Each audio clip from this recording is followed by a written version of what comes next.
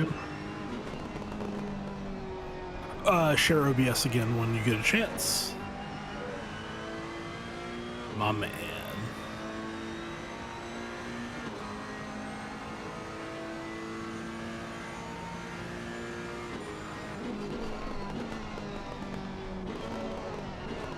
I see us on Twitch.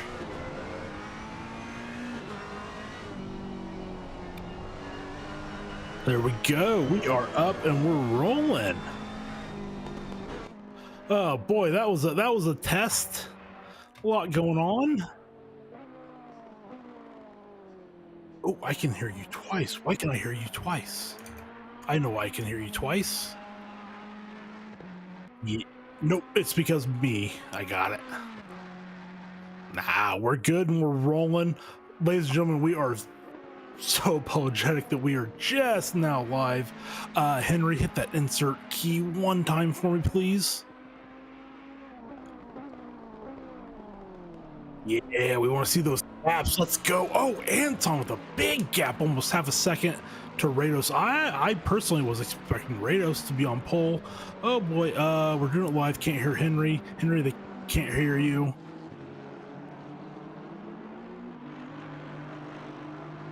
No, you got this. Until then, I am all over this.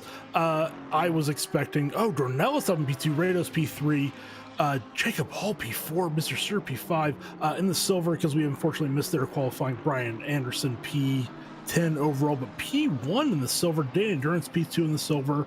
So sorry again that we missed that qualifying for everyone that is wanting to see that. But right now, our championship leader, our overall leader, Anton, taking over right now. But Rados in that Honda, I think everyone was expecting a Rados pole. Let's see if this will shake out. And here he goes. Oh, he's been rocking a base Cheetos livery, and he's been threatening to run this flaming hot livery for a while, and he's done it. And it's spicy at Snetterton, and we love him for it. He's only tracking about a 10th. He's not. Mercer up to P3. I'm not sure where he was at, but that was a nice jump for him. Rados, he's about 2/10 up right now. Still, he's on the back straight. A lot left to go on this lap. Oh boy, oh boy.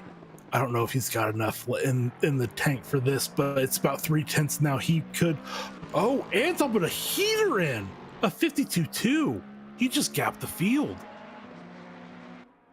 It went from about a 10th to a half a second. He gapped the field.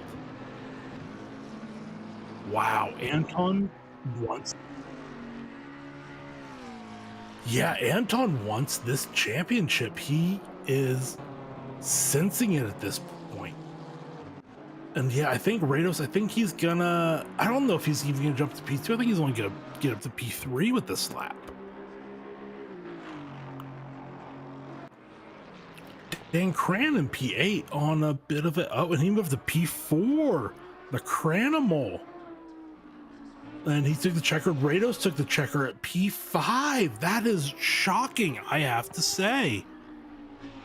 I think he had the highest, or as far as the wet times go, I think he was seen as the person that was going to put it on pole. Yeah, I thought he was going to put it on pole for sure. Yeah, that Honda loves the wet. Gomer into the pits after his race win last weekend, a huge race win. Hey, it's Tiago. Yeah, Tiago in the Ford down in 15th. That's a little low for Tiago. Yeah, he's up 4/10 right now. About a half second up. Let's get him in the top 10. Bam. There you go. 11th, just out of it. But Anton is okay. He might go faster. He's not, but oh man, he's down about a 10th right now, but he'll get there. Yeah, very close. Renato in P2, he's about 2/10 up. Mr. Sir in P7 was a 10th and a half up, but lost a little bit. Kevin Loudon down 6/10 right now going into the pit. Then we got the 64 of Joe Mofat. He's up 4/10 right now. Yeah. Ooh. Puts him up into 9th place. Very nice for Joel. I mean, I mean, Anton to Dornelis from P1 to P2 is Insane. 3/10. It was half a second. Now it's 3/10. That's still a huge gap. Yeah. Then, I mean, even Dornelis to Mercer is 2.5 tenths. And then after that, it's just kind of incremental. Give me 1 second. Yeah, but I mean, just kind of big gaps, kind of overall. We're not live. Give me a second. All right.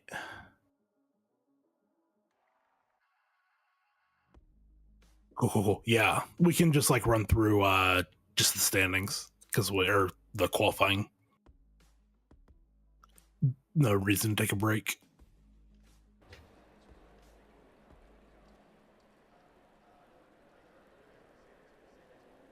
Okay, and I believe we are back. So our qualifying, since we did unfortunately miss a big chunk of it, but that doesn't mean it wasn't exciting, because it was. And looking at the weather that we have medium rain to heavy rain right now, and then light rain, and then in 30 minutes it looks like we have no rain. That is going to be spicy. It's gonna be awesome, man. I'm gonna do a quick little grill wash for you. So we can get everybody. So we can get everybody known where they qualified and all that good stuff. In P30, we got Chandler Williams. P29, we got Paul Hartman. Ethan Marvin's in 28th. Joshua Worley in 27th. Then we got Vincent Kahn in 26th. Mario Sergio in 25th. Max Simmons is in 24th. Adam Kurolowski is in 23rd. Wilson Fernandez is in 22nd. Noah McCumber in the 220, he's in 21st. Don Bellinger's in P20.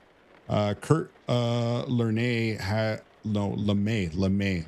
is in P19. We got Fire Kesso in P18. Amos Movo is in P17. Danny Durant is in P16. We got Brian Anderson taking up P15 right now. And then we got Guy Manperson, who is in P14. Franco Sanchez is up in P13.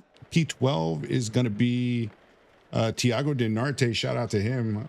Haven't seen him in a bit, but obviously you guys haven't seen me in a bit either. Andrew Wilson's in P11. And then in P10, we got Gomer Wilson heading up the top 10 here. P9, we got Joel Molfat. P8 is Kevin Lau. Mr. Sirs in P7. P6 belongs to Jacob Hall. P5 is Andrew Rados. Dan Kranz heading up P4, and your top 3 is as follows: Jeremy Mercer in P3, Renato Dornelis is in P2, and then Anton, the big man himself, is in P1. He really is. Nice for him. Do we want to hit our sponsors right now? And then that should get us back right before we start. Yep. Yeah. A huge thank you to our SRA sponsors and title sponsors for supporting us here at SRA, as well as support from Documise, a modern business solution for product management. Go to documise.com to learn more today. And support from Retro Saga, a North American-based gaming company that provides accessories for your favourite classic systems, including Nintendo, Sega, PlayStation, and much more. Enhance your retro gaming experience today at retrosaga.ca. And a big thank you to our affiliates, Track Racer. Experience redefined gaming with Track Racer's high quality sim rigs and accessories. Use code SRATE at checkout to support us. Armamentario, a toolbox for ACC that will enhance your chance to win. Enjoy a fully customizable and enhanced HUD to change the way you experience ACC. AT3D Sim Shop. Upgrade your sim racing experience today with premium 3D printed accessories featuring precision crafted magnetic shifters, sleek cable management solutions, versatile stream deck mounts, and immersive dashboard displays. Their innovative designs, enhance performance and style, elevate every lap with top-tier quality and craftsmanship at at3d.net. Go Setups, premium esports setups for everybody. Use our affiliate link on our Discord and take your drive to the next level. Castle and Cauldron, a home-based crafting business specializing in handmade Harry Potter, Fantastic Beasts and Fairy World collectibles. Magic wands, potions, mini dioramas, wall decor, costumery, cosplay, and much more. Castle and Cauldron is where crafting meets the magical. Visit facebook.com/Castle Cauldron. And from KP Concepts, your source for custom automotive renderings, graphic design, and printing. We spend countless hours making you look all good for the spectacle. Check out kpconcepts.com for more. And we're going. All right, we're back. Ooh, very wet on the back straight. How about you turn that pip on? Oh yeah, that's right. Yeah, I got you, sir. I just had to find it. I real got quick. you. Oh, we're back again, man. Heck yeah. It's been forever. It's been a minute for us. Yeah, man, and I'm super excited that we get to do this again. I'm super excited to be back for SRA again. It's been a while. I know it's kind of hard with my schedule and stuff like that, but you know, I'm just glad we're here. Yeah. Oh, this is gonna be so spicy. Yeah. Flaming hot, some might say. Yeah. Yeah, buddy. There is your pip, but for some reason you forgot to do the thingy, so I'll let you take it. Let me reload that. Yeah, and as we come across here, I'm gonna go up to the heli because we're gonna need to watch this start as they come around here. We're gonna keep it on the first couple guys here. Let's go back to P3 here so we can get a wider view. But yeah, we shall see what we see. And they're off and they're ready to go here as Anton gets up there. Renato is in second place, still defending. It's a wet one right now, and everybody is doing well to get across the line. Renato gets a little squirrely there, and so does a hot Cheeto car in the background. And it looks like everybody's doing okay. And the hot Cheeto car. With a big understeer there in the hairpin. That's going to cost him a little bit. And yeah, we got some yellows for Mario Sergio and Adam Kurlowski as well. They're back in the pit. Paul Hartman as well. We'll take a look at that when we get a chance. But let's get back up to Jeremy Mercer and all them to see where they're at. They're coming across right now. Turn number, I believe that's 4, 5 now. We're at turn 5 at Hamilton now. Jeremy Mercer is in second place, and we got Anton P1 is in first, but for some reason the thing still says it's P2, so ignore that for a second while ACC does its thing. Doing ACC things. I did post another pip link, and hopefully that works when we get a chance. Obviously not right this thing, as we are in the heat of battle right now. I got Look you, at that train. Look at that train. It's such a train, and it's wet too, so you know they're like itching to get across everybody, trying to get as many positions as they can because they don't want to be stuck behind, especially at this track. Yeah, but we're very well behaved. Unfortunately, we didn't get to do a track walk. We can do a little bit of one as we go. Maybe at some point we can maybe hop on with an onboard with someone, but right now we want to stay with the battles. Yes, we will. Let's head up to Andrew Rados right now, who's contending right now for P4, trying to take away P3 from Renato. That Honda's so good in the wet. He has to be really disappointed with only a P4. We've been hounding him for this livery for 2 seasons. Steph and I have. He's delivered. Unfortunately, Stefan's here. I don't know if she's watching. I hope she is. If she is, I hope she is getting joy. If not, I hope she is sleeping and getting some good rest. And can be back with us next week. But yeah, this circuit is personally one of my favorites. In the wet, oh boy, it is it's a handful though.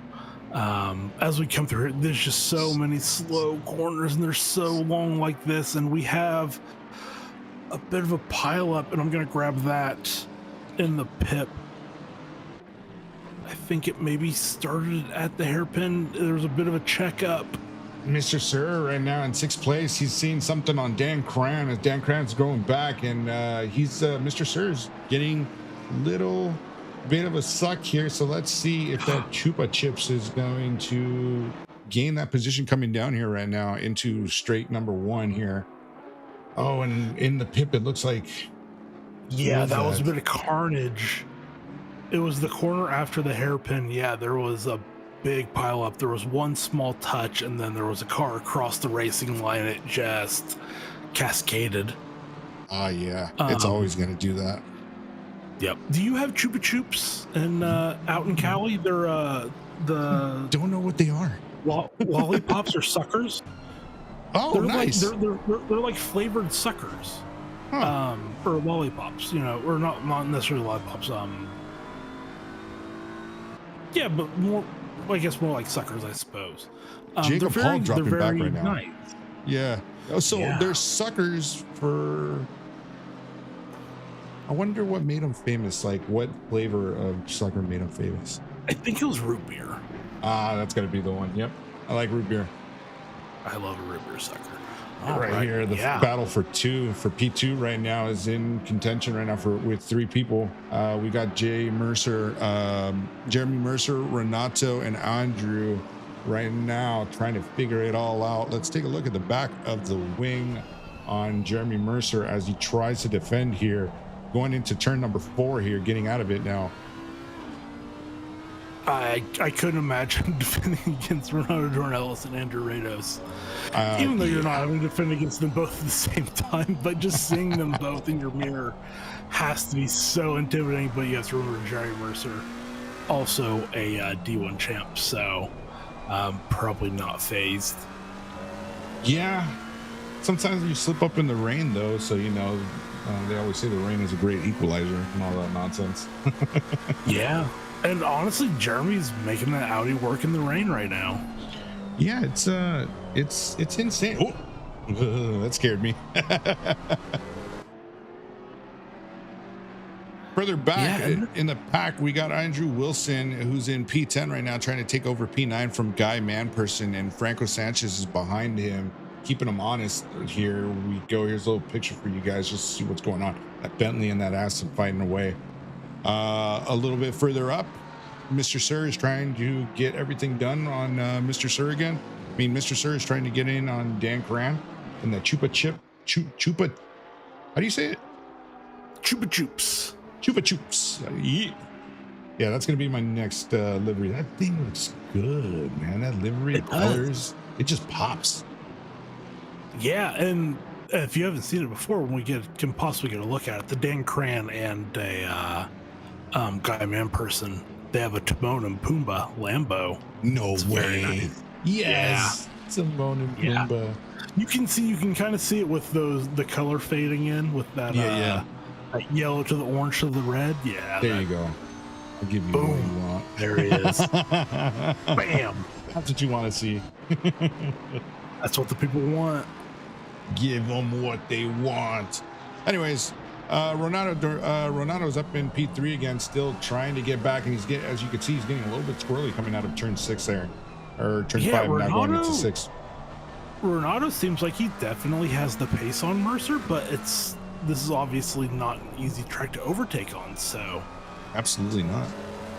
This is going to be interesting to see how Renato will try to address this, and same with Rados. I think Rados is maybe in that spot where he's thinking, maybe I'm not going to make a pass right now, but I can undercut a couple cars and then maybe pass Anton.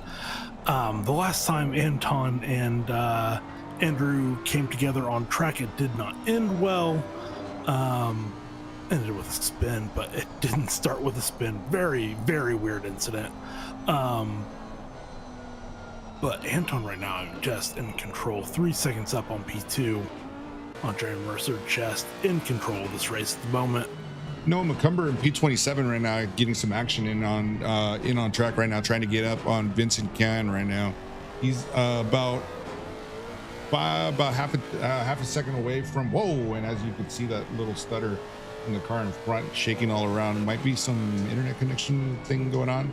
Thiago Denarte in 14th right now is up on Jacob Hall's back and just trying to figure out if he could find a way around him. And then Brian Anderson as well in P12.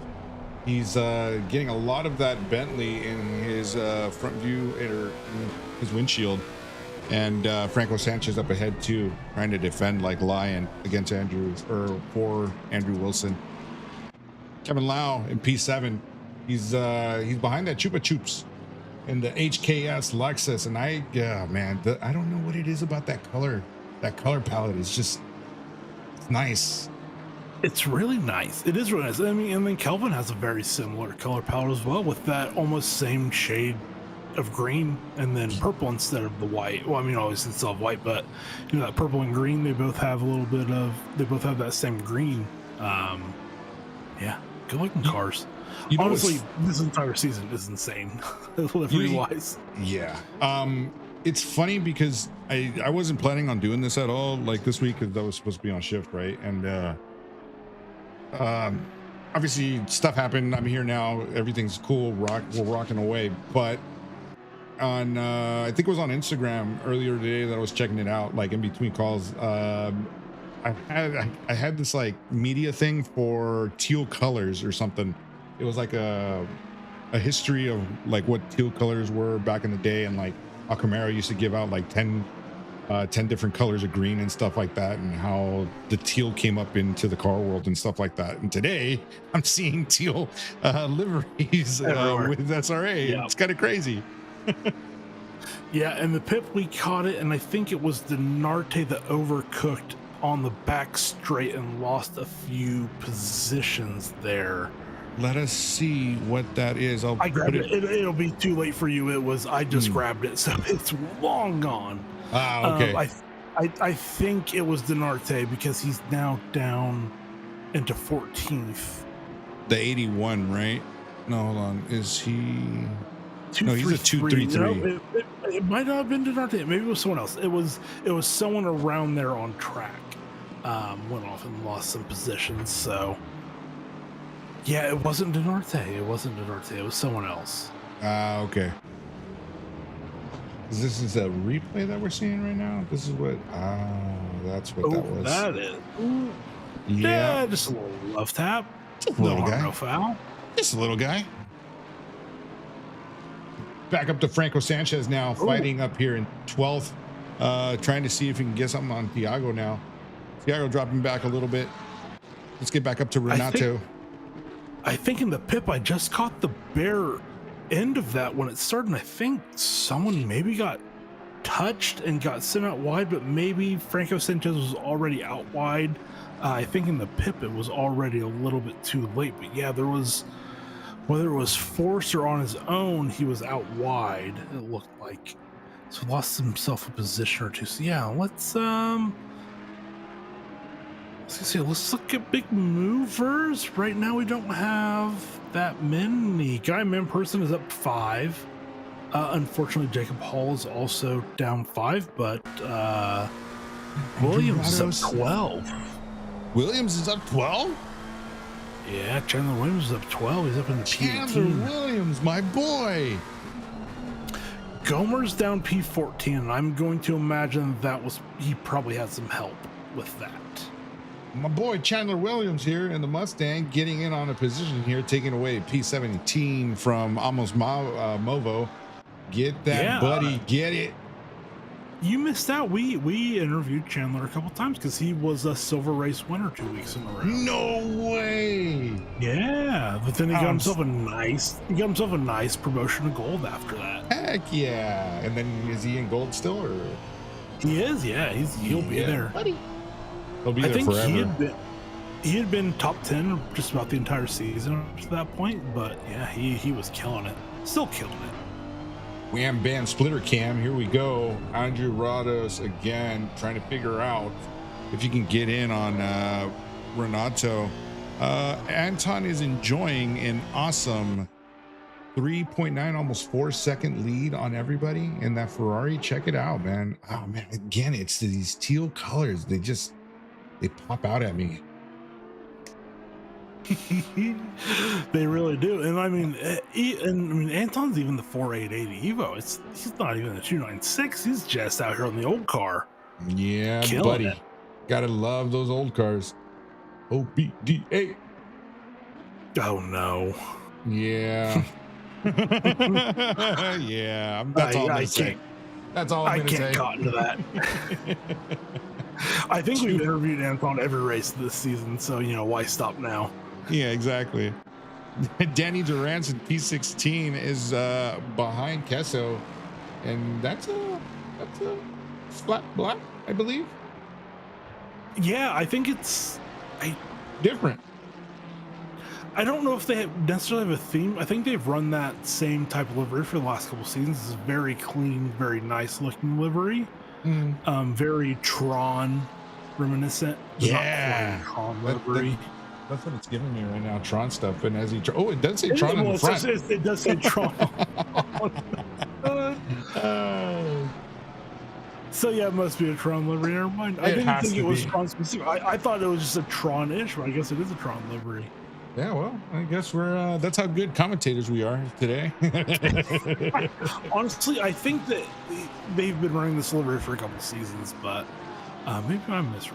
But no, it's still a very great livery to look at. It is very Tron. Here we go. Gomer Wilson and is that McCumber hunting him down?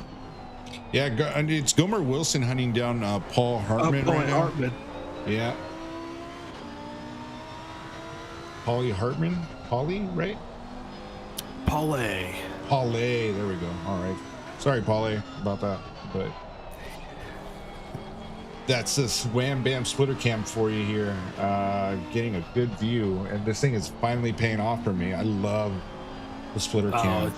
It's the best. Yeah.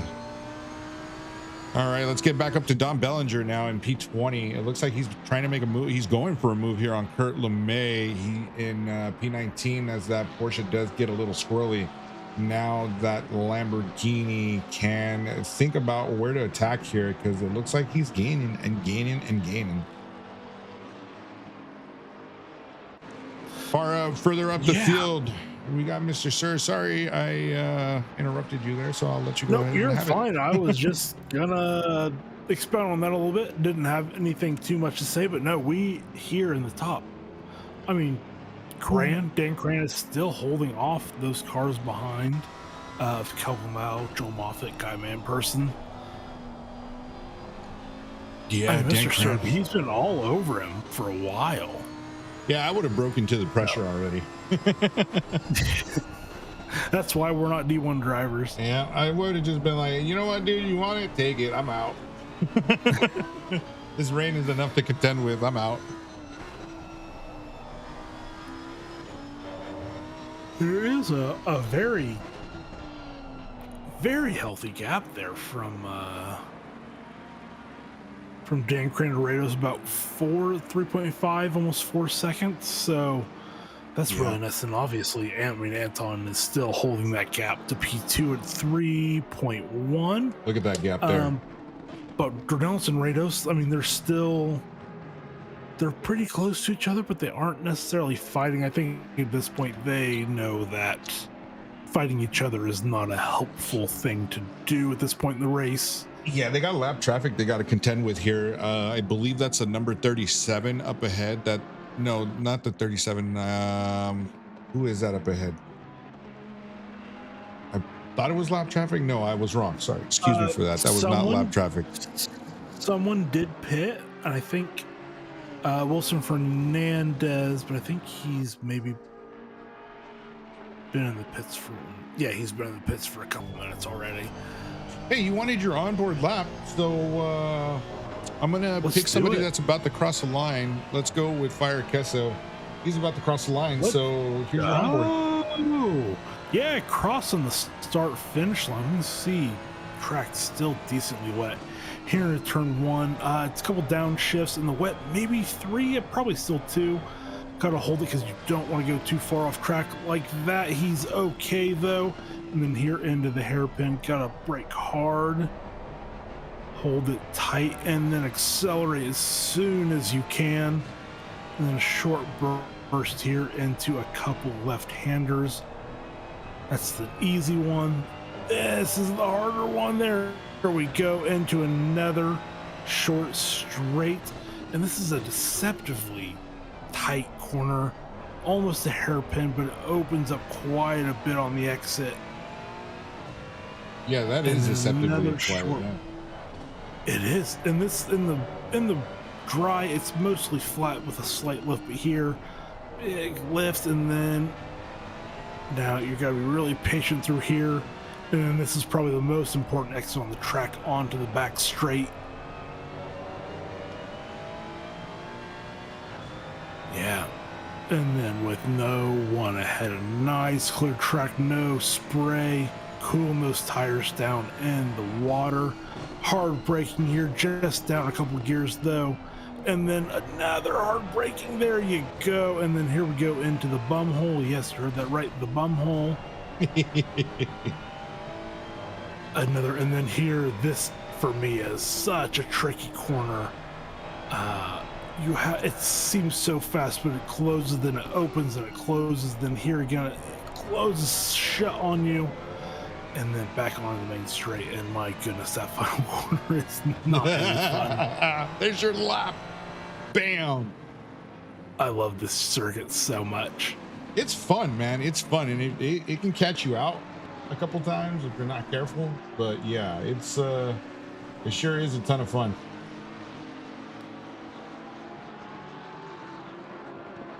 And the wet, I mean, I don't think I've ever raced here in the wet, but it seems to be really throwing everyone for a bit of a loop, because I mean, we were so packed up early. I mean, the back of the pack still for the most part is, but I mean, our front runners, and then the second pack, I would say, and then after that, I mean, just so spread right now. Oh man. Kevin Lau still on sorry to interrupt you, but now I will let you finish. No, I just think this doesn't seem like a favorite for people, and they just don't seem to practice it enough or adequately, and it's almost just kind of a survival race. Yeah, it is. People don't like rain, one, and then the other one, if it's a more technical track, it's kind of hard, you know, depending on how much like you put into the racing, right? Oh, I got an update on Dornellis right now. He's closing in on Jeremy right now. So that is that. Yeah. You go to that? Yeah, go for it. I'll stay on Kevin, and you can go on Jeremy or Renato. Oh, sure, I can grab it. So like I was saying, depending on how much time you got, right? This track is the sim racing equivalent of a lobotomy, says Jumpy Well. I agree. But it kind of, it depends how much time you have, right? Like, do you have a lot of time to devote into practicing? Do you not? Is this like a hobby of yours that you're doing? How much time can you put in? Most people are like in the upper divisions, they're all about practicing this stuff. So if they can't get it right, I think they just would rather use it as a skip round at that point. Mm-hmm. Well, the news is the rain has stopped, but we do have potential rain at the end of the race with 30 minutes to go. Yeah. With 30 minutes from now, with 8 minutes to go. So this is going to be the tricky part of the race. What do you do now? The good news is for our drivers, it is cool. There is not a lot of sun, so the track is not going to dry quickly. The track is still classified wet. So I think at this point, everyone is going to go long, unless they have already pitted. We have had a few cars pit already. That was maybe an unfortunate call for them, but we will see. But right now, I think everyone is going to go as long as they can on these wets, on the wet track. And they're going to be praying rain comes sooner rather than later. I mean, honestly, I would be going as long as I can too, just because the rain I would be going long too. That's the clutch move, right? You know, kind of thing. Yeah, I mean, you really don't have a choice. If it was, it looks like it's going to start raining lightly again in 10, so it might be a no bridge period to where they can go wets to wets and not have to worry about it. So that's something we'll have to keep an eye on. But yeah, I think that's going to be what they're going to have to do is suffer on this first set of wets until it starts to rain again, and then pit one more, take their tire change, and then go from there. But yeah, right now, luckily for them, the track is not drying too quickly, so they're not going to completely overheat these tires, but in a couple laps that might change. Yeah, very true, very true. And then we got we're on board right now with Renato, who was being attacked right now by Andrew, but I think he did enough to fend off that attack from Andrew. That hot Cheeto livery coming in clutch again for that hotness, and as he comes in hot and spicy. At least for the time being, he's fought it off, but I don't think this battle's not done. I think this. I don't think so. I think it's gonna go for a while. It's gonna go to the end. I'm gonna predict it now. It's gonna go to the end. It's gonna be the last lap kind of thing. Or it might depend on who makes the right pit call. That'll be interesting to see. Know what? You're right. But what if they just follow each other in and then they just cancel that out? That's a very real possibility with our D1 drivers and how aware they are of their surroundings and what they need to do. So I wouldn't be surprised. Jeremy Mercer now, this is what it looks like behind him. He's in P2 again, and Anton is enjoying a 5-second lead up ahead in P1.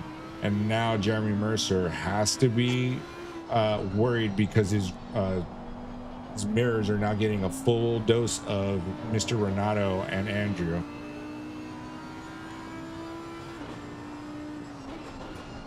Yeah, I mean, if there's anyone I want in this position, if I was picking Jeremy Mercer, would be right at the top of the list. He's not going to crack. He's going to hold it strong. So, you know, it's crazy. And again, go ahead.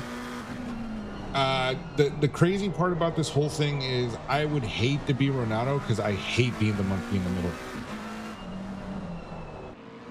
Oh yeah, because if you attack and you get it wrong, you lose position, and you know, if you don't attack when you maybe should, then you lose position. So it's not a good spot to be in. Hate it. And then Jumpy Will in on another comment. How can you like this but not Coda? That is what I am saying, sir. Coda is. I have a very easy answer. Coda sucks. What? No, I think Coda is a good track. I don't think its track limits are fair. Yeah. Okay. Yeah. All right. I agree with that. I agree with that statement. I stand with you. That's my biggest problem with that circuit. Is I don't think the track limits are very fair. Who was that in the pit? Did they? Yeah, I didn't see a yellow. I think someone's fine. I'll roll it back, but I did see the same thing. And it looked like someone just shooting by. Yeah, that's Tiago Denarte and Andrew Wilson.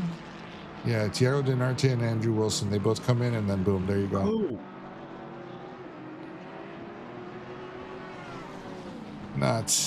Not what you want to see, but hey. No, but they seem to have settled okay. I mean, I think that's around where they were at. It smelled like skill issues, says Jumpy Well. I mean, yeah. I'm not denying that. Show me a lie. No, I just don't think that the track layout for Coda, especially in the first sector, the racing line is off of track limits. That is a fact. That is a known fact. The racing line does not go on the track. So it's not right. Yeah. I mean, yeah. But yeah. Yeah, no, it should just do a better job. Here we go, Paul. Oh man, Paul Hartman on Joshua Worley. Yeah, he got it in. No, on Noah McCumber. He got it in on Noah McCumber with a Subaru livery. Right. Oh, the Subaru. I thought I saw that. Yeah, you're totally right. Yeah, Worley's gonna skin me for that. Yeah, that's all right. It's not like we can't take a verbal lashing. Wouldn't be the first time. Anton with a fastest lap of 151.370, so he's putting it out there on the gauntlet saying, hey, who wants it? Come get it. Yeah, he's putting in some heaters here as the track is drying out, and I assume he's going to do that until his pit stop here. Wilson into the pits. That seems a little early. Very. And yes, we're still looking at rain in 10, but I think that shifted, so we might be looking at more rain in 5. Yeah, That right might be- now I'm getting rain is supposed to be dropping in 5. Yeah, 5. Okay. So maybe not super early for Wilson, just a smidge early. He might. I mean, the track is still wet, so I mean, it's not like he's going to overheat his wets if he goes out. So he's going to be okay. So that might be a pretty good call. Yeah. Put a smidge bit earlier than everyone else. So yeah, I don't hate it. So just to give you a little bit of some details, because I know there's a ton of people that love details and stuff like that, right? So Anton right now, his fastest lap was 151.370. He's got the fastest sector 1 out of 35.192. Sector 2, again, he's fastest there with 39.835. And then sector 3 on that lap wasn't as fast as his fastest sector 3, but he had a 36.342, which his fastest was a 272. So he's getting it on out there, and he's doing his job. He's doing exactly what he needs to be doing. And Jacob Hall now, if you go on board with him, trying to fight Guy Manperson too. He was almost pushing Guy through that corner. Yeah, and I could right now, Guy Manperson's last lap was a 152.647, and Jacob is doing a 151. And there you go. Now he is released because Mr. Guy Manperson has gone into the pit, and Jacob Hall is now ready to go fast again. Andrew Rados now. Yeah. Moffitt as well into the pits. Chandler Williams into the pits. Your guy. Yeah. Go back to that car. Go back to. I know we need to watch this, but I don't know if you've seen this livery. Go back to Joel Moffitt in the pits. I got it. Do you recognize? Wait a minute. About that car? Hold on. What's that purple tell you? What division do you think when you see purple? Oh, Division 5. No, yes. It's a D4 livery. Oh, D4. My bad. It's a D4. It is a D4 penalty livery. Heck yeah! What happened? Why did you get a P? No, it's that was their theme for the livery this season. Was they did purple, and the back half of the car is like sheets of paper.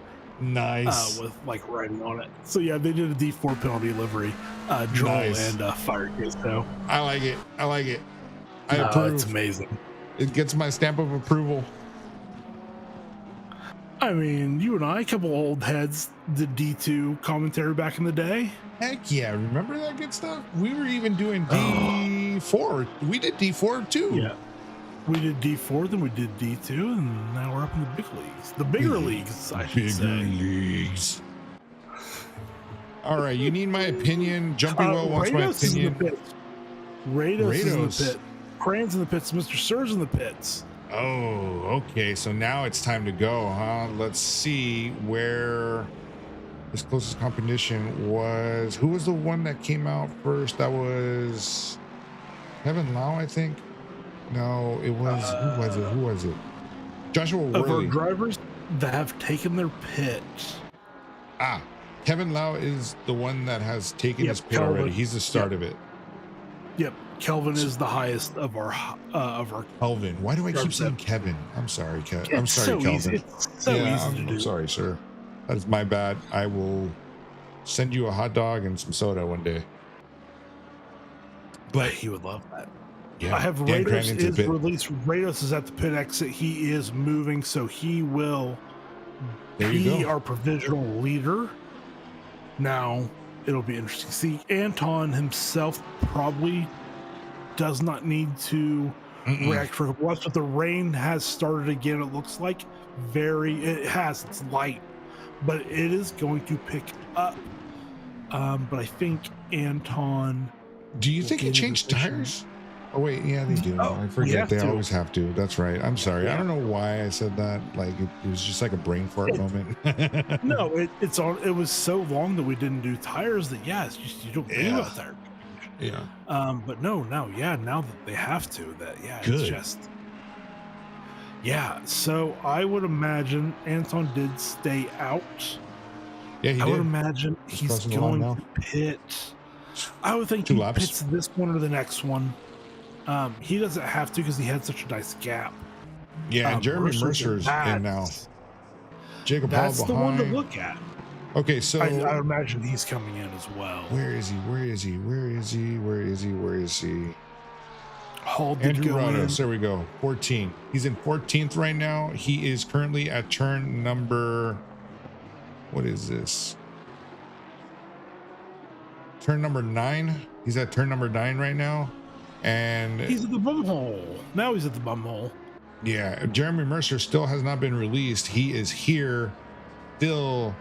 And now he's being released. So let's see where Andrew's at. Andrew is at turn number 12. Well clear of that. Oh. Rados does SpaghettiOs. have hot tires, but I don't think he's gonna. Okay, that gap's not humongous. No, it's just there. Look at that. That's the view from the back of Mercer there.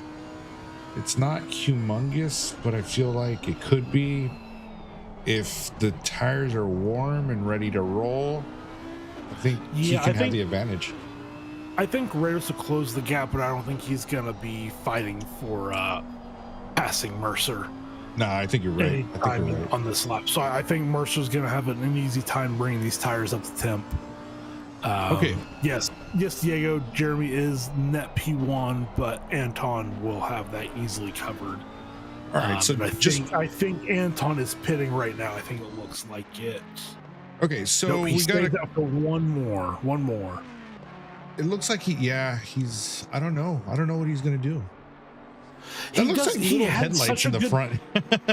It's got like a little outline of like amber like lights or something. Yeah. Anton did have such a huge gap, and it's only about a 52 second pit stop loss overall. So to the cars that he has essentially a 6 second gap to Mercer. So if I was Anton, or if I was in Anton's ear, I would say let's pit this lap. Yeah. Get it done with. Get those new tires on. Get them warmed up. This is No, Guy and- Man Person on Brian Anderson right now. Yeah. No Arjun, no 6 and 7. We're not doing that here. You know what? I'm sorry. He was asking me earlier about the chat, like in the chat, just getting back up with you guys. He wants us to review Anton's livery. We will in a minute. Marty Missile says it was the worst time to pit. Language says your boy has been lurking because I've been meeting my newborn niece. I mean, you're not really that old when you have a niece. What happens if? Well, yeah, I guess so. I don't know. I have a niece, so I guess I'm old. Oh God, I have a 3 ton. nieces and nephews. Yeah. Christmas No, presents, gifts. I am getting old, I guess. Yeah. You know what's so cool though? Like when you're like the uncle that knows everything and like they always call you and text you. Yeah, that's cool. Mine aren't that. Well, one of mine is that old, but she doesn't. She's not interested in the things that I know. Yeah, they'll get older and then they'll like just forget about you because you know that's just the way it goes. Yeah. Anton is in the pits. Anton was listening to me, or maybe someone else. I don't know. Dornella stayed out. He did. Look at him. He's out there. Vacuum. Denarte, McCumber, and Dornelis are last drivers to pit, and they Yeah. all stayed out on this lap. Yeah. So I'm going to imagine that Anton will have a pretty healthy gap to the other cars that have taken their pit stop. Noah McCumber's still up here in the Subaru. He's in P4. I don't know, man. He might get a lucky chance and he might end up in the top 10. Maybe. Who knows? He's got to keep going. He's doing well at the moment.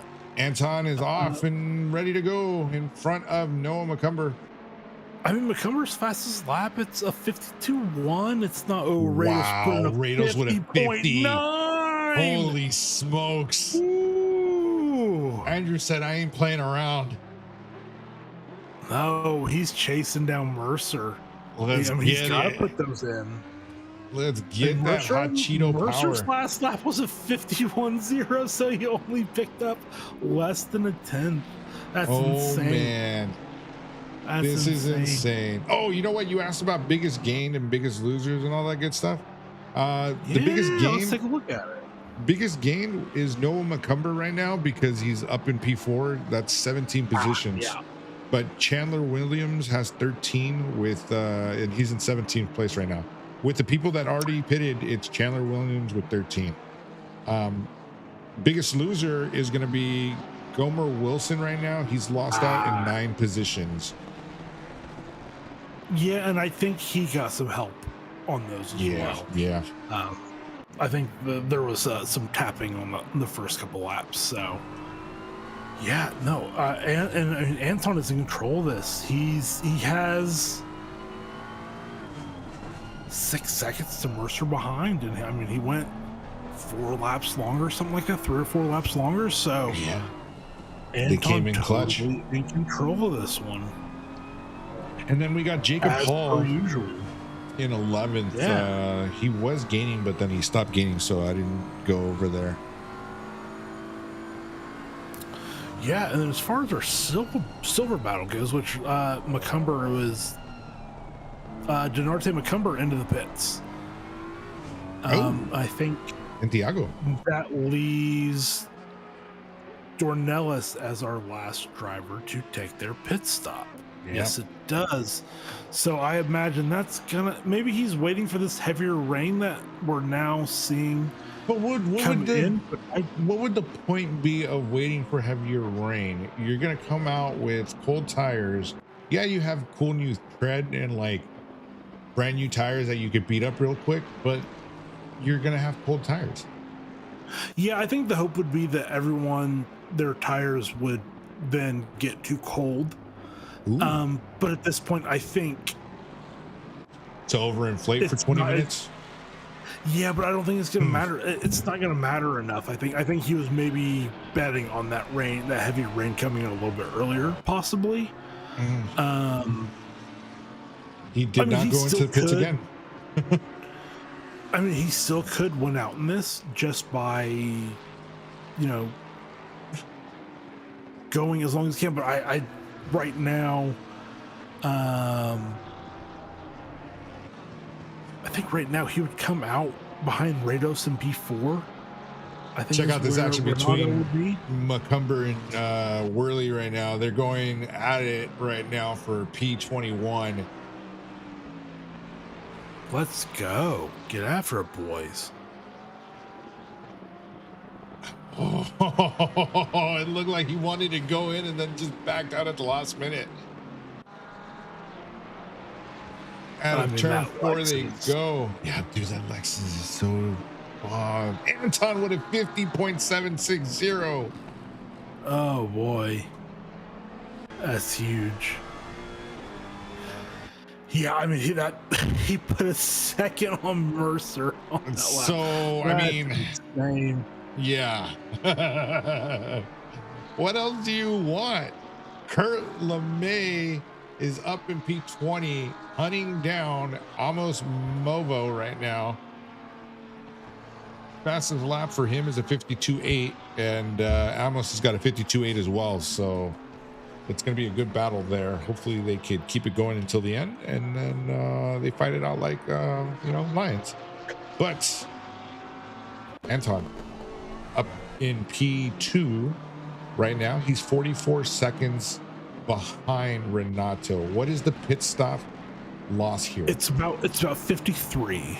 So he's losing and losing and losing. So then if he stops, 53 would be around P2. It's going to put him right behind Rados, I think. You think right behind Rados? I think he's going to land in front of Mercer. Around or No, with Rados? Yeah. Okay, yeah. All right, yeah, I'll go with that. I like that. But he's also going to come out. I mean, I think he needs to pit right now because he's going to have to fire those tires up. Oh, yeah. I think he has enough of a gap to Dan Cram behind that it won't matter, but it could also be, a small mistake makes a difference there. So I would pit now, get him fired, and then possibly try to set off after Rados. Yeah. I don't know if, I think with those fresh wets, he possibly could. 50.547. Oh man, yeah. I mean, Dornelles, he's got a pit. I mean, a 51.2 last lap. It's not. I mean, it's 0.7. With fresh wets, I would imagine he'll be even faster. So I think I don't know if he's being stubborn or if he's just waiting to see if something happens or mass crash kind of thing. We do have more. The rain is the heaviest we've seen. So I mean, maybe this is what he's waiting for. Is just this tire pressure. He's gonna pit now and hope everyone else starts to suffer and he can gain, but it's a big risk. But you got 15 it's also minutes. a thing where, it's also a thing where he's probably out of the championship at this point. So I mean, really, he's thinking race win or bust, maybe.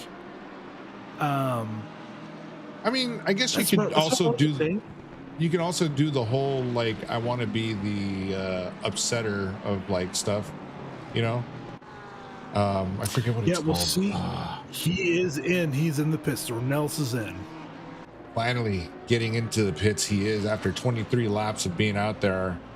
He decides to go into the pit, and let's see where Anton's at right now. Anton's at turn number 8, coming up to turn number 9 here, and yeah, I don't think it's going to be particularly close with Anton, but this is what I want to see. With Rados, it could maybe be close, but I don't think so. Where is this guy at? Has he moved yet? No, he has not. Rados and Mercer. You got the pip? Thank you, sir. Here comes Jeremy Mercer down the start-finish straight. Oh, this is going to be actually close to Mercer. And no, now we go to Rados. Where's Rados and where is he? Rados has got him. But I think he is in firing distance of Rados, though. I don't think he's out of this P4. So I think Dornelles is maybe making the best decision for what he could possibly do at that point, and he took a risk, and it could pay out. We'll see. Makes sense. Tiago Denarte.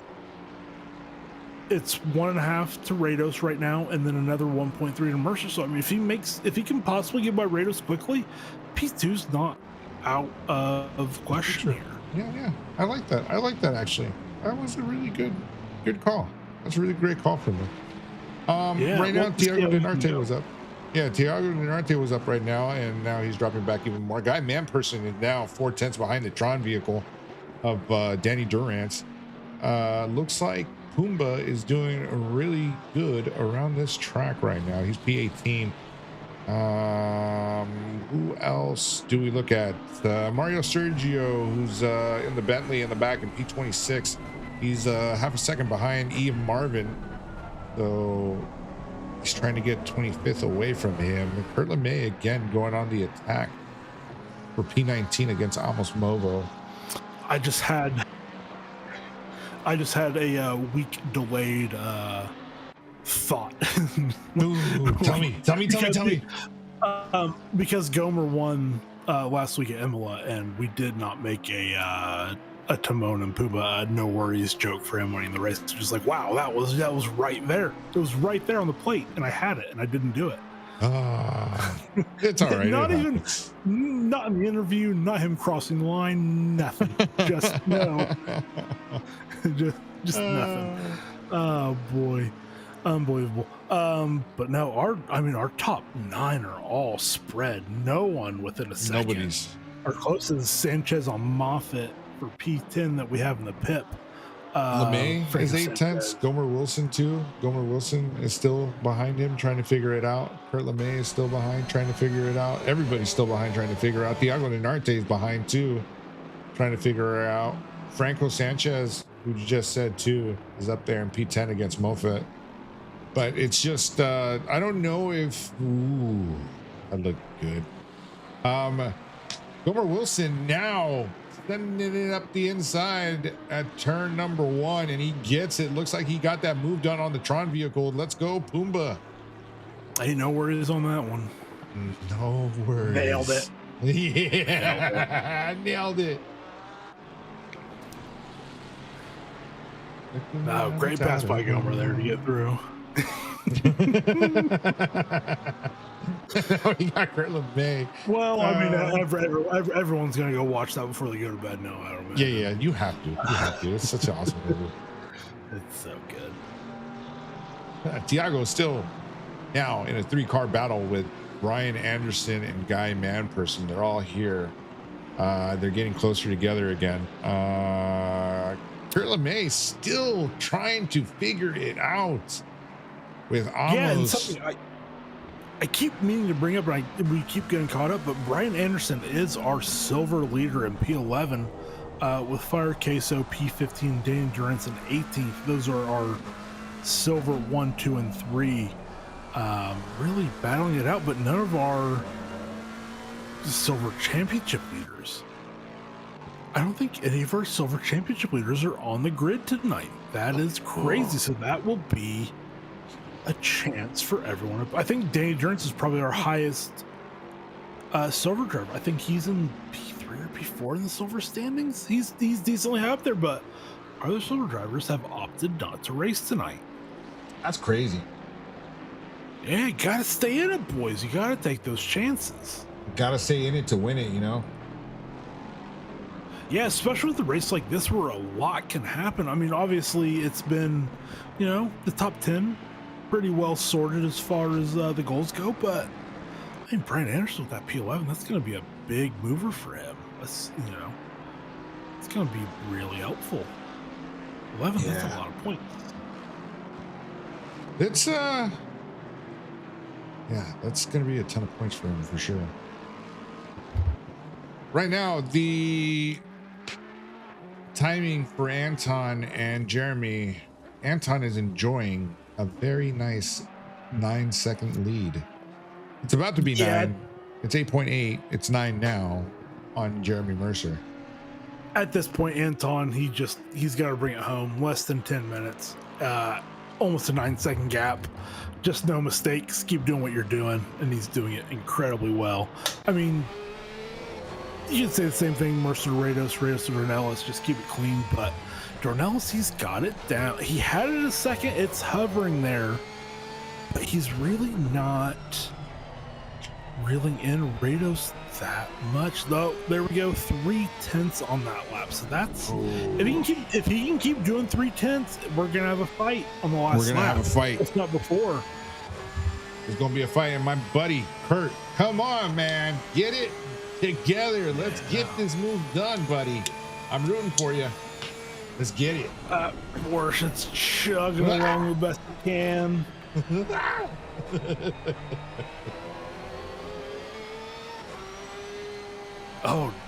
Dornelis now has it. I mean, it's 0.6. We'll grab it in the pip. Yeah, you know what? He's getting there on Rados. This will be very interesting to see. That's the gap there that you're talking about. With 7.5 minutes to go, I think that'll get us 3. This plus 2. Okay. Or Let it'll be this. Let me give you some. This plus 2, I think. Let me give you some pit stop numbers. All right. The total pit stop time for Andrew was 32 seconds or 32.51. Time stopped. Okay, yeah.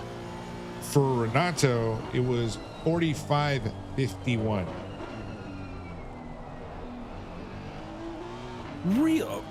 Yeah. For time stopped. Yeah.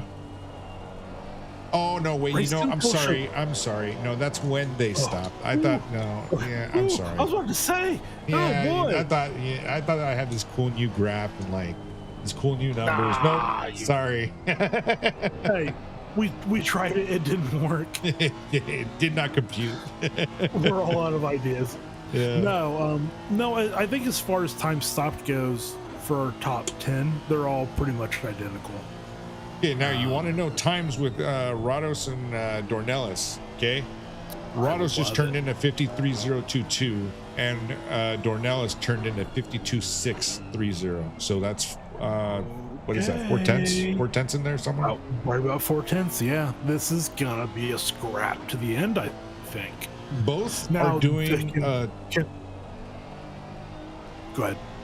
Both are doing a 35 sector 1, but Dornelis, that's where he has Rados beat. He's doing a 35.405 while Andrew is doing a 35.880. So that's where all that time's coming Wow. from. Sector 1. That's a big difference. It's a really big difference. Huge. Franco Sanchez now in the back in P10 trying to see if he can get up on Joel Mofat. Still Joel is enjoying P9 right now, and you got about 5.5 minutes left to go. Let's see if they try to do anything. Oh, look at those steward submission forms on the car. Stewards, where? Oh no, it's the tickets. Yeah, the tickets in the car with the purple. It's so good. Division. Oh my god. 4, 5, 6, 7, 8, 9, 10, 11. How many tickets are on there? They're all D4 tickets. It doesn't matter. I love them. I love them. Yeah, you know what? This is my favorite one. It's such a good livery. It's amazing. Yeah. Okay, Kurt LeMay, my boy, where you at, buddy? Did you get past almost yet? Like I said, Dornelis, a bit of a run on the front straight. I don't think it's enough to make a pass. No, because that strong Honda power, but that McLaren. Ooh, 4.5 minutes left in this one.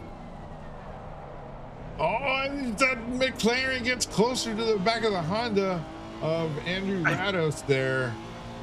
I think the best thing about this circuit is you don't have to wait for a long straight to overtake. You can sneak one somewhere here. Sneaky. You can sneak one going onto the back straight or the corner before. Oh, see, I mean, man, you can. That was a sad. That would have been a late breaking. sin. Yeah. That did cost him, but I think that was maybe just a calculated risk. I think he was trying to go for the just fake to feel punt. him out. Yeah. Yeah, just to feel him out a little bit. See what you can do when you get a little bit of pressure. Yep, exactly. I like it. You keep going, Dornelis. Keep doing what you're doing, sir. You look beautiful doing it. I think this will be interesting to see how much later he breaks, to see what he can probably try and do. Obviously not a pass way too far back for that, but yeah. Look at that. Look at that level. Oh no, he got a little bit of a slip back there. Yeah, he's gonna have to fight that back. It's still under a second, but no, I mean it's not even in lunge territory. Where is Jeremy Mercer at right now? Or I'm sorry, Anton at? Anton the is 81. He's just crossed the line now. So 2 laps, 3 maybe. This plus 1, I think. Yeah, I think that's gonna be it. This plus 1. So if you can't get it, I think that's too far back now. I think he's overcooked it, or he's just. I think it's done. I think that fight is done now. I could be wrong. I think with his fresher tires, he could claw it back, but no, it's gonna take. It's gonna take a mistake. A couple tenths there. No, this is going to be tough. And then Franco Sanchez again in P10 trying to get in on Joe Moffat as they cross the line again at 2.5. Let's see if he sends it. He does not send it. I looked like it was going to be a send, but it was not. He could hear into the hairpin though. Ooh, okay. You know what? I'll keep an eye on that. They're A-okay. No, and I mean Dornelis, it's still he's not. Let's see, where's Anton at? Okay, you want times again? So I'll give you times. We're gonna get this lap and one more. So Anton will take the white flag as a line. Yep. Okay, last laps for Rados 153.297 and Dornelis 154.182. That was not the lap we were looking for. Yeah. So Dornelis made it. I mean that huge mistake maybe cost him the chance for Peter. But I mean, obviously that's always a hard chance. Passing that Honda and passing into Rados, never easy. Right now with Sanchez and Moffat's turning in a 54.755 and Sanchez is turning in a 54.320. All that time is gained in sector number. No, it's about 2/10 in sector 3 and about another 2/10 in sector 1. Yeah, so Anton did take the white flag. As we're there, in the pip, I have McCumber trying to chase down LeMay. Less than half a second. There's still a lot of this lap left to go, plus one more. But no, this is the battle for the podium. Dornelis, it's not even. It's just in a second, just now under a second. He's got to do so much more. I mean, he's going to have to pick up half a second here just the braking, I think, just to even have a chance. Wham bam splitter cam again for you. It's not there. I mean, he picked up a couple tenths, but not enough. Just not enough. He's down 4/10 right now on the lap. I mean, right here now it's at 7. It was 6. Yeah, it's just not. I mean, hold on. Rados is gonna have to make a mistake to have a chance. There is traffic in front though, so that is lap traffic. Is Mercer his teammate? No, that is Mercer. That is Mercer. You're right. That's Mercer. Rados has chased down Mercer. Is he? Oh man. But it's a second, so it's not. Yeah, but you. No, Mercer's clean. I mean, he just has to be home clean. Yeah, I think so. I think you're right. Yeah, no, and then I'll grab him in the. You got him there. I'll hop back to that battle just to make sure we don't miss anything. But Anton, I don't want to miss Anton. I think that's win 4 out of 6 for Anton so far. There you go, Anton. Get it in there, sir. Ripping it. In P1, Anton. There you go. Spin that car around. Jeremy Mercer comes in P number 2. Andrew Rados in P3. Renato Dornelis in 4th. We got Dan Cran, who's in 5th place right now. Looks to be coming through now. And then the Chupa Chups is following behind him, closely behind. He's going to take up P6 there for you. Kevin Lau now in the HKS is being closely followed by Jacob Hall, 7 and 8. Yeah, and I have Brian Anderson in P11, who's going to be our silver winner this evening. Check out Joe Moffat. The line. Let's Joe go. Moffat in 9th, Franco Sanchez in 10th, Brian Anderson in 11th, Guy Manperson in 12th, 13th is Diego Dinarte, 14th is Andrew Wilson, and then we got Fire Queso in that purple livery at 15th, Chandler Windlams, and 16th, that's my boy, and then 17th we got Gomer Wilson, 18th is Danny Durance in that Tron livery that we guessed out, and then in 19th being closely followed by Noah McCumber in 20th, you got Kurt LeMay in 19th, Noah McCumber in 20th. Joshua Worley there is going to be P21. There you go, buddy, get it.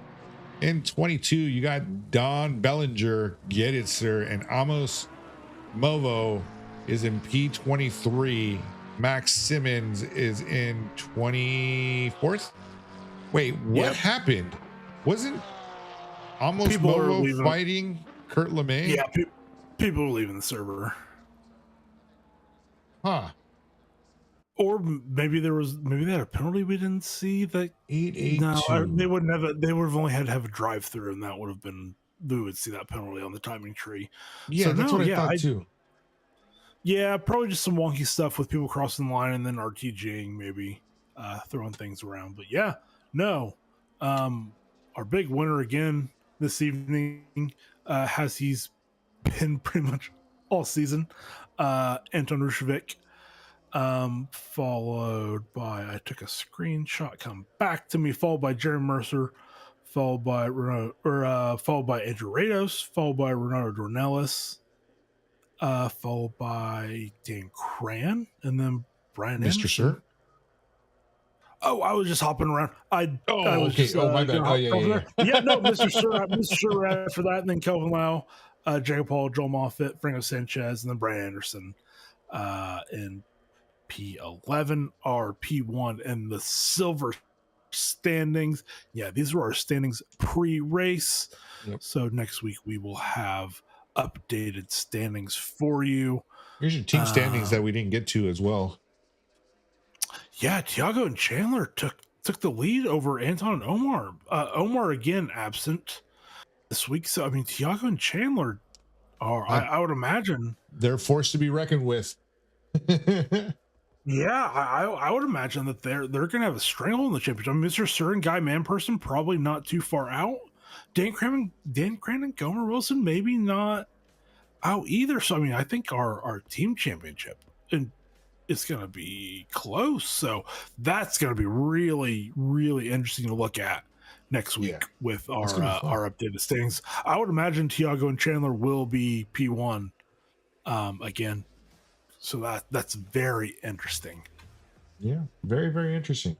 And now, let's get to some interviews, yeah? Who you want to get? You want to go... Whoever you want, sir. You know what? Let's do Brian Anderson first. Let's get him. Silver winner. I'll drag him up to us. I got to change that profile photo, man. I know, it's great. Hey, Brian, can you hear us? You're on stream. Yeah, I hear you. Hey, well, congratulations on the silver win this evening. That had to have been a pretty tough race. Unfortunately, we missed qualifying, so we don't have anything to say about that. All we know is you're our silver winner for the night, and I think you maybe started on pole for the silver drivers. Yeah, I was silver pole. Yeah, very well done. Silver pole. We did miss most of qualifying. Did it stay dry or did it rain at all? It was wet the whole time. I think it was getting more and more dry. Right around the time when the silvers ended, I think it might have stopped changing. I don't know if it got any better after that for golds. I got super lucky because I think I crossed the line with like a couple seconds left before the 10:30 mark, and that last lap, it was like I pulled that out of somewhere. It was my best lap, and it was under the best conditions. So that was just a Hail Mary, and it worked. Well, that sounds to me like preparation going correct. So I have to thank my teammate Art for the crazy setup he sent me. I was practicing on a different one, ran a different one for the practice race, and then he gave me a different one. I tried that out, felt way better in the wet, and that's what I ran. So, I mean, props to him, but it was a super fun race, and the setup felt great. Car felt great. Let's go. Shout out to Art.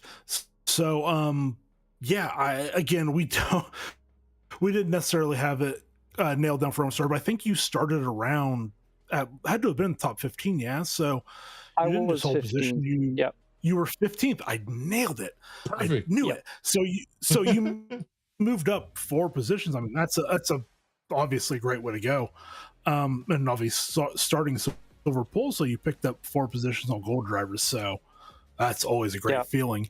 How did you feel going into the race? I mean, obviously you just outlined that you had some changes to your setup going into the race. Were you feeling a little sketchy, not great, and then maybe that arc setup maybe helped you a little bit, or were you kind of feeling good about this going into it?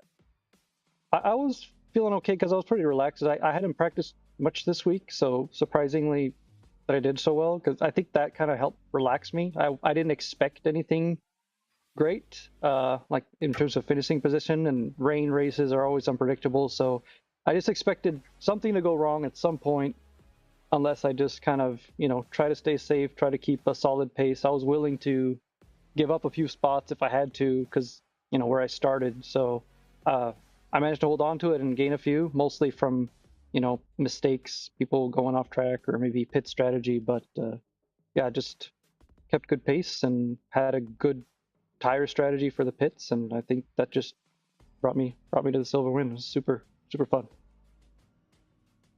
Okay, I gotta ask about your livery. Oh yeah. Snoopy. Yeah. Tell me why Snoopy, and then why? Yeah. I mean, like, what was your inspiration? Who doesn't like Snoopy? Everybody loves Snoopy, right? All, Heck yeah. Yeah. First of all, props to John Archie, because he made the livery for us. Oh, nice. He made a livery for me and Art, just the yellow and the gray version. I got the gray version since I'm silver, so it seemed to work out. But no, I was thinking about duos that might be a little bit maybe out of the ordinary, and I don't know. I just like Snoopy, and that was the Woodstock and Snoopy. That was the one I picked, the one we went with. I love the little you have it on the back quarter panel. They're in rain suits. That's fitting. Woodstock's got the umbrella, and Snoopy's got the rain overcoat and everything. That's legit, man. Yeah, again, that's all John Archie's idea. He was ready. He said he had a bunch of Snoopy and Peanuts stickers to put on there, so he was ready to go. Well, I know who I'm going to for my next livery.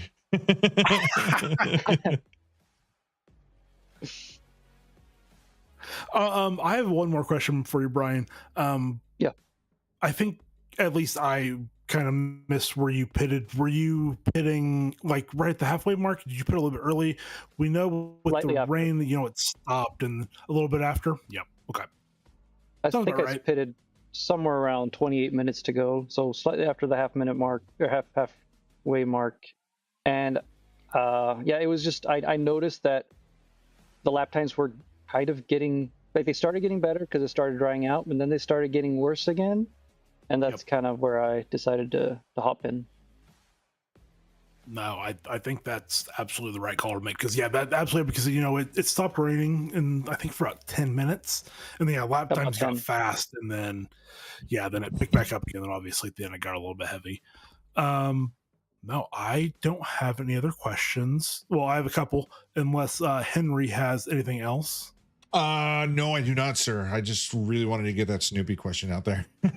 Well, no, that was imperative. It would have been silly for us to skip that. So how do you feel next week at Kyalami, where I believe we have live weather again? Yeah, hoping for rain again. I love Kyalami. I mean, I like a lot of tracks in this game, but I really, really do like Kyalami. So hopefully get some rain and get it interesting. I think it helps me when it's mixed or raining, so hopefully that works out. Very cool. All right, Brian, congratulations again on your silver win, and hopefully we talk to you again over in the next couple races, and we'll shoot you back down into the race chat. Thanks. Have a good one. Yeah, you too, buddy. Congrats. All righty, I suppose we should talk to Anton. We can talk to whoever you want, sir. I'll be here all save him for last. You could. If you want. Wait, who did Rados or Dornelis finish third? Rados did, right? Rados was third, if I remember correctly. Yeah. Yeah. Okay. Let me bring up ACC real quick just to make doubly sure. So Mercer was second. Sure. Dornelis was. It showed third. What? No. Well, see, that's when I took my screenshot. It didn't. I thought Rados was in front. Yeah, that's what I thought too. Yeah. So that's why I mean, we could just bring him in here and then ask him. Well, I'm going to the replay real quick. I got on the honor system. Were you first or second? Oh, come help out a little bit. Why is this not being helpful? There we go. So Rados did finish third. Okay. I just wanted to make sure that we were settled. I didn't want to bring someone and be like, no, I finished fourth. Okay, let's go ahead. I'll grab 25th. Anton. Let's grab winner. Oh, hello. Hello. I just did like a weird impression before I got dragged in, so I'm glad that wasn't caught. Oh boy, man, now we need to hear it. No. I'm not gonna get canceled. Nope. Okay, that's fair. Anton. Hello. Hi, Adam. Another And Henry, welcome. First time in the season. Good to have you. Henry in the house. I'm back. Another poll, another win. I feel like I don't have any other questions to ask you, but yeah, go ahead and talk about your race. We did miss most of qualifying, unfortunately, but Brian did fill us in that it rained and then it stopped, and then you guys, the gold drivers, seem to have a much better qualifying. So yeah, why don't you start off with that for us? Yeah, honestly, qualifying was probably like the whole crux of the race result today, because the way that it started out, it was a little bit of rain and it was a wet track. Then the rain stopped like 2 minutes after the silvers went out. And, in my mind, I was thinking, oh, the whole time, for us golds, it's going to be a little bit drier track. So, we'll have the faster times. But then it ended up that there was going to be even more rain as soon as we went out. So I was like, okay, well, I got to get out first because that's going to be easily the best track condition. And surprisingly, no one else followed me, or at least went out as early as I thought they would. And I think, these races, I think, is very much like a lottery ticket. Like it's a slot machine. Sorry about that. It's a slot machine. And yes. I'm not going to get canceled. I'm cooked. It's a slot machine, basically. It's an entire gamble with the pressures. I was still a little bit under where I wanted to be, but it was good enough for pole. And I surprisingly, the track felt a bit better as the tires warmed up ever so slightly. I made a very last minute change on my setup, and I put the ducts from 3 to 2, so that maybe I got a little bit more heat into the tires early on, so that first lap was a bit better, but it ended up still having that last lap being the better one. So yeah, very happy with that. I don't remember how much the pole margin was by, but it's all that matters. So there was a point when we first hopped into quali, you guys, the gold drivers, were already in it, and you had a very slim margin. And I think your first lap, or your next lap after we joined, I think you gapped the field by almost a second. So you put in a heater, and I think it ended up being around 0.39 or around 0.4 for quali. So you had a pretty healthy gap. Yeah. But then, yeah, obviously you had a really good start off the line. And then, yeah, just completely unbothered after that. You just didn't have really any battles. You just had to handle that gap. And then, obviously everyone behind you, except for Renato, pitted before you. And then you just, even with that, you just pitted a couple laps later and handled it. So, seemed like a pretty straightforward race for you. Yeah, I really thought that Rados was going to take this one, but I guess the conditions were a bit weird. I don't know. Yeah, we haven't spoken to him yet. I'll be really interested to see what he has to say about the race. Because before the race, my money would have been him. Because that Honda's so good in the wet, and he's obviously incredible in Honda in the wet as well. So, obviously P3 is not a bad result for him, but I would have expected him to be fighting a little bit more. So I don't know if he maybe missed the mark on the setup or not. Yeah, kind of going back to that whole lottery system with the tires, maybe my pressures were just a little bit better than everyone else's. It definitely helps that the 488 was surprisingly, I really liked it in the wet. I was very comfortable, and the setup was very, very good. As opposed to the dry setup, I absolutely despise the dry setup. So I was really grateful that the race ended up being wet. And kind of just my main focus was getting clear and away from turn 1 and especially turn 2, because turn 2 can be such a catalyst for how the rest of the race can go, because turn 1 or turn 2, heavy braking zone, your tires aren't up to temperature or up to pressure yet, and you have a lot of cars behind you. So maybe someone chooses to go bowling, and at that point it would just be all she wrote. So I'm just glad that I was able to get away from turn 2 clearly, turn 3 as well, and kind of just kept my eyes forward the whole time. Not really looking in the mirror. I know Jeremy had a couple of mistakes in the opening laps, specifically at turn 2, like I mentioned, but yeah, I think everyone. The main point was just getting the pressures right today, and I guess that's where experience matters, right? So just knowing what to do in each scenario, or even getting as close as possible to it, it's really gonna help benefit you in the long run in these kind of races. So I'm very, very, very happy with the result. Yeah, for sure. Henry, you got any questions for Anton? So I know, like, you were out there by yourself. You had a really good, healthy 10-second lead at the end of it. Can you tell us about the internal battle that you had with yourself, trying to like stay tight, trying to do everything right, just to make sure that like you kept that P1?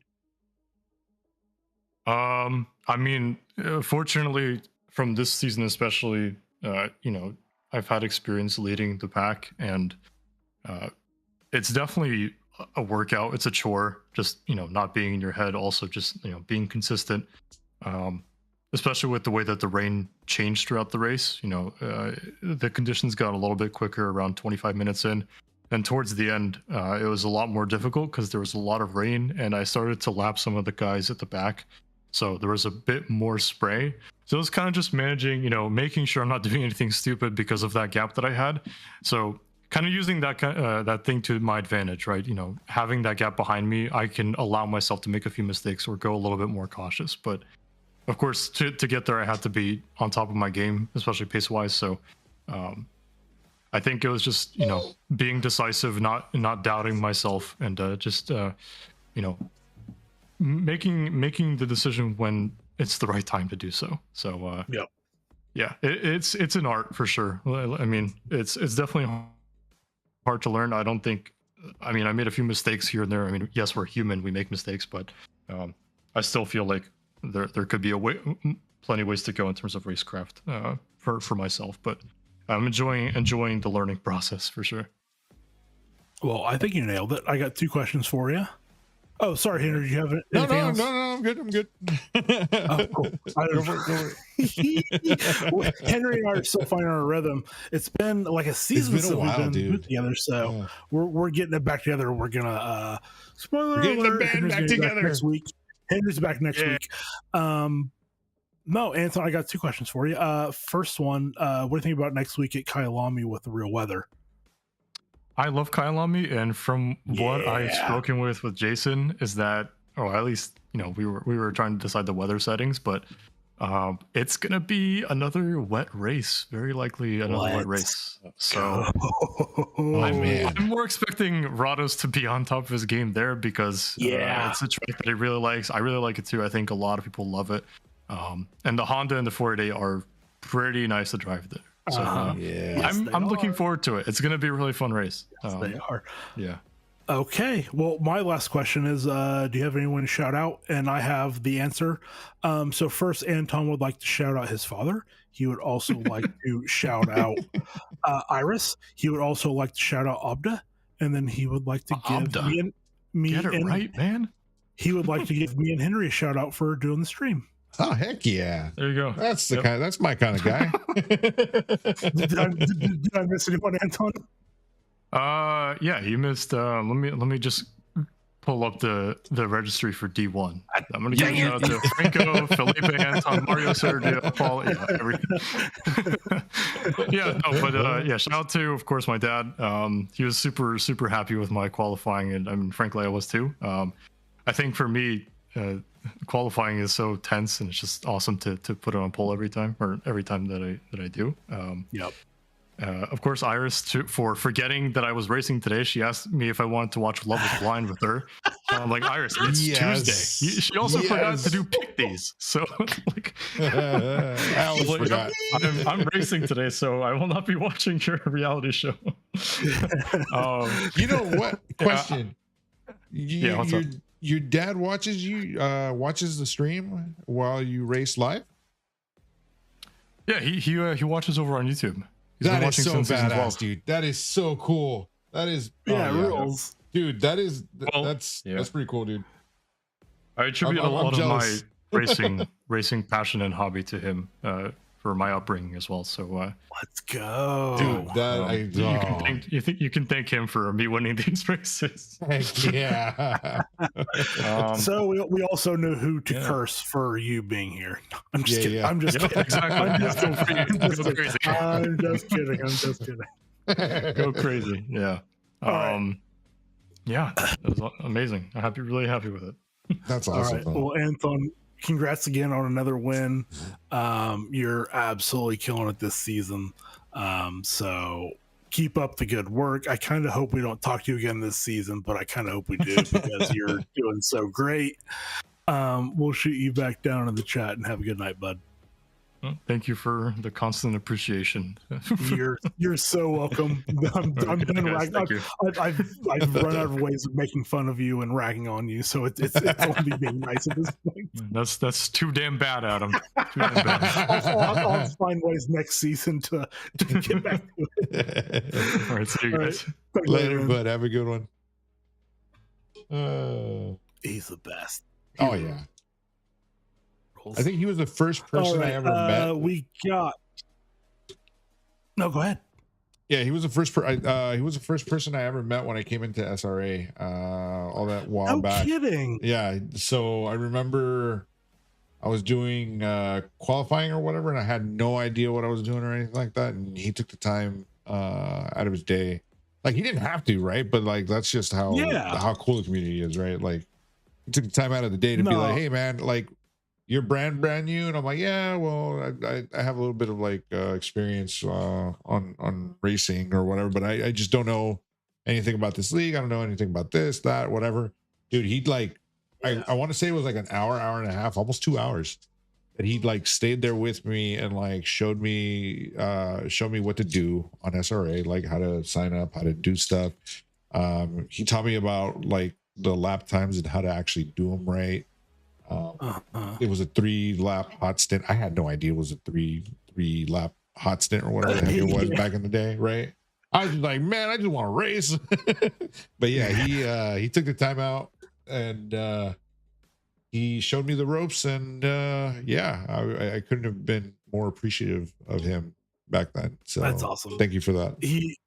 He's a fantastic member of the community. He's incredible. He stewards, he does race comms, and he helps people out. I know you're not the only person I know. He's helped some other people out, this season. So Anton's all about it. Love to see it.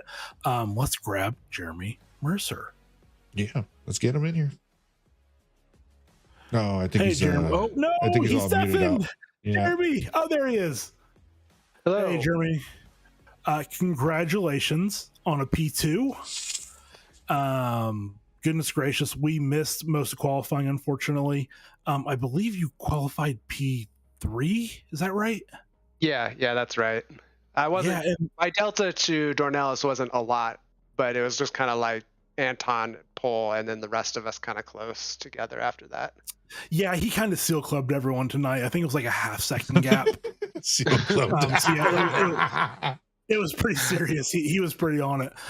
So no, and I believe off the start, I think you slipped up to P2. Again, it seems like it wasn't those hours ago, but it was like just an hour. But no, talk us through that, getting through into P2 at the start. Yeah, I mean, the two parts of my race were really just the qualifying and then basically lap 1. And beyond that, it was, just be consistent. But speaking on the race start, I was, staying towards the front of my box and get on throttle as soon as I can. I know both my car and the McLaren have pretty good starts, but I managed to get up enough on Dornelis that he couldn't close the door for T1. And then I was able to hold just a little bit of my nose in for the first apex of T1 and then again for the second apex. And it allowed me to keep my nose in for the braking point for T2, which was huge. And I managed to hit my brake point correctly. And Dornelis, when you're on the outside for T2, you're kind of in a losing battle since you have to pick the long way around. He ended up braking really late, and I had it pretty easily after that. Yeah, and then from there, I mean, it wasn't, not that you didn't have anything to contend with, but I think for the most part, it was kind of picking your pit stop point and then go from there. I think you went a little bit earlier. I think you went right before the halfway mark, around the 35-minute mark. And then, Anton and then Dornelis, especially Dornelis, went super late. Yeah. What were your thoughts there? Was it just kind of splitting it, or with the rain stopping then starting again, was it just kind of trying to, well, I'm going to cook these tires, the first set, and then try to bring the second set in easy? What were you thinking there? So basically, at first I thought, the rain would keep decreasing over, so I wanted to pit late enough that I can, increase or change my tire pressures, decrease them for what I thought would be lower rain. But then when it's became apparent that the end of the race was going to have more rain, it's like, well, I don't want to do that. I might actually just want about the same tire pressures. And then it just became a question of not letting someone undercut me too much. And I think I just responded to Rados. I think I pit a lap or two after him. I think it was pretty much right there, the lap, right after, 2 laps after. Yeah, so I just didn't want him to have pace on fresh tires and just get the jump on me. And so I was just being conservative with that. Mm-hmm. Which makes sense. I mean, he did close that gap down a little bit at the end. I think he got it to a second on the last lap, but never really within striking distance, at least. So, I mean, at least from there, it seemed like a pretty easy run in. I mean, I know we talked to Anton. He said he had a little bit of traffic there at the end. Did you have any traffic to contend with? Anything tricky there in the second stint? Not too much. The people I approached got off to the side and let me by, so it wasn't really an issue. There was one person who was off the track, and I was a little concerned that they'd rejoin, but they ended up just staying off the track and letting everybody go. So very nice. Yeah. So no issues with lap traffic. It was just towards the end of the race. It was, try and be consistent with it getting wetter and wetter, and my pressures now being a little under optimal. And I wasn't too concerned about, Rados closing in the gap as long as I didn't make a big mistake that would let him by. So. Mm-hmm. Yeah, for sure. Henry, you got any questions for Jeremy? I know the rain was a bit of a. I mean, like, I know the rain was supposed to happen today and all that stuff, but was there a moment in this race that that had you just completely caught off guard at all? I guess in qualifying, I hadn't properly guessed what the pressures would be, because it was light rain to no rain. So I was like, pressures should be, pretty low because the tires are going to get hot. But the track was still very wet. And so I was way undershot on pressures for my first stint. So I did the out lap. I did one flying lap. And then I ended up messing up turn 1. So I'll just correct the pressures. So I went into the pits, corrected my pressures, dropped some fuel a little bit, and went out again. And then I ended up having 2 more flying laps after that. And I got my qualifying lap on the first flyer. Nice. Which was important because I didn't give enough of a gap to the car in front of me, and I was right on their tail starting the last flyer. So that was kind of I ended up only having basically 1 shot, and it was a good lap. Man. Yeah, I mean, that's never an easy thing to make that decision in a 10-minute qualifying, especially, less so with the wet, because you can fire those wet tires up a little bit faster, but in the dries, I mean, to make that call in a 10-minute qualifying, I mean, that's tough. Even still in the wet, it's not an easy call. So kudos to you for making that and making it work. No, I got 2 more for you, unless Henry has anything else. But how do you feel next week at Kyalami with the live weather and what the rumors are that it's looking like it's going to be wet? I appreciate a wet race, so I'm glad for that. Do you prefer that in the Audi in the wet? Would you prefer that, or would you prefer a dry race? I mean, I typically prefer wet races. I don't know if the Audi is particularly strong in the wet. Mm-hmm. I mean, The only cars I know of that are like super strong in the wet is like the Honda. Yeah. And I'm starting to think maybe the 488 because I remember when I ran that, it was strong in the wet too. So Yeah. It's looking strong this season, that's for sure. yeah. But yeah, I'm not too concerned with Anton being fast. I'm not really challenging him for the championship. So, yeah, at this point, is it just trying to get a race win? Potentially. I'll just be doing the best race I can do. So, Kailami's a fun track, and I like it in the rain too. So, how many hours you got on Kailami by chance? I don't know.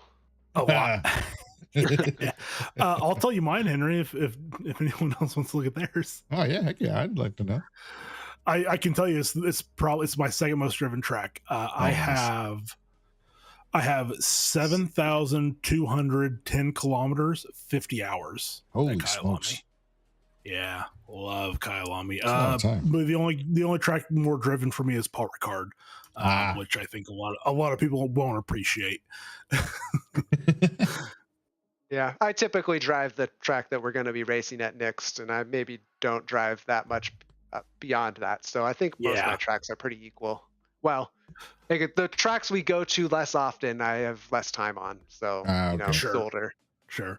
Do you usually practice like as soon as like, okay, so like the race is done like right now, right? Like we just did Snetterton. Are you going to take like a day off just to rest, and then the rest of the time from now, or from like say Thursday until next race day, you're going to be practicing the track? I mean, I typically practice some on Thursday and then a little on the weekend. Mm-hmm. I probably put in less time than a few other people. Like I'm not putting in the most laps. Yeah, and like I play hockey Sunday mornings and Monday evenings, so I'm usually tired Monday evening. I don't want to practice then. So yeah, that makes sense. Trying to gauge what it is, what the practice rate is in Division 1, like how many people put a ton of time into it and how many people are just in it.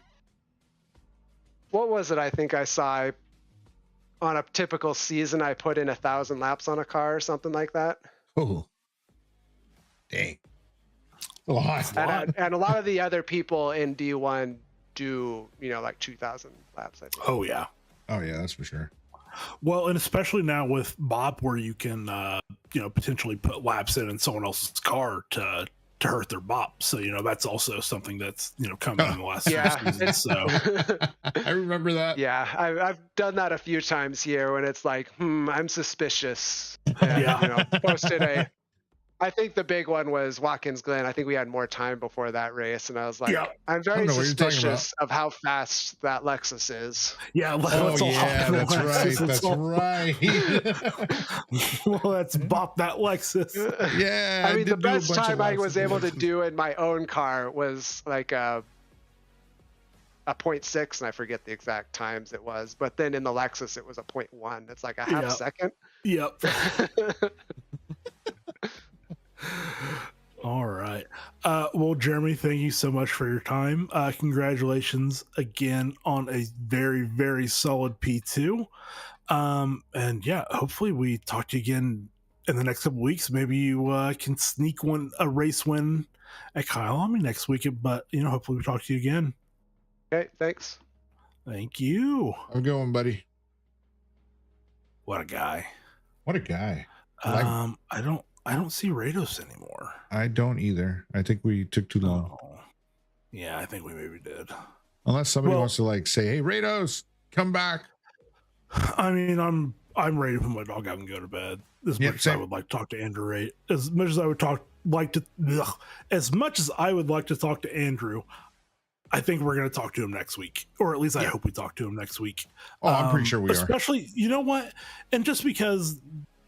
Hopefully, Steph will be better next week. Yeah, Steph was sick. We didn't bring that up really because we were a little pushed for time. Man. Steph was unfortunately sick this week. So hopefully she is feeling much, much better. I don't know if she's watching. Maybe she's watching this back later. But yeah, hopefully you're feeling better, Steph, and you'll be with us next week.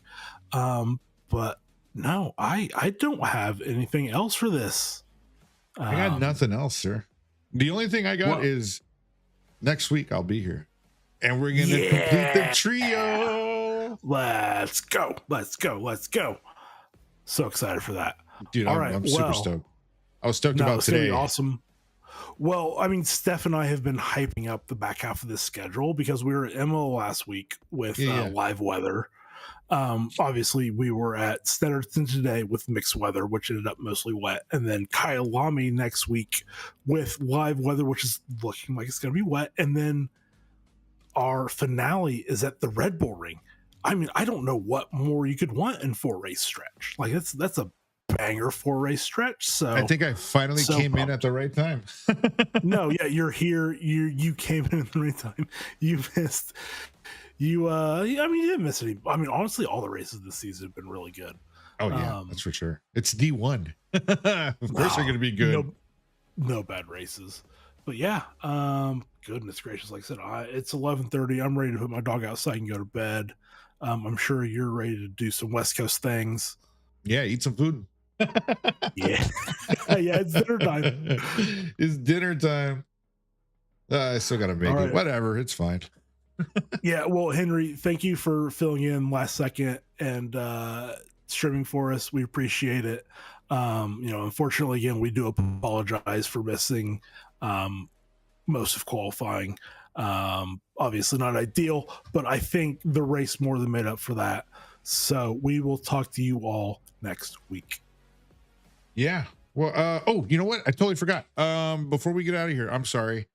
Shout out to the sponsors. Shout out to the sponsors. I know, like, we had already said our thing and we did the sponsor video, but sponsors as in you all people who donate to SRA and the title sponsors and all that good stuff. Shout out to all of you, because without you, we wouldn't be here. So thank you for everything that you guys do. And yeah, that's all I wanted to say. Yeah, well said, Henry. Totally agree. Co-signed, put a stamp on it. All right, let's get the hell out of here. All right, I will catch you guys Bye, later next everyone. week. Later.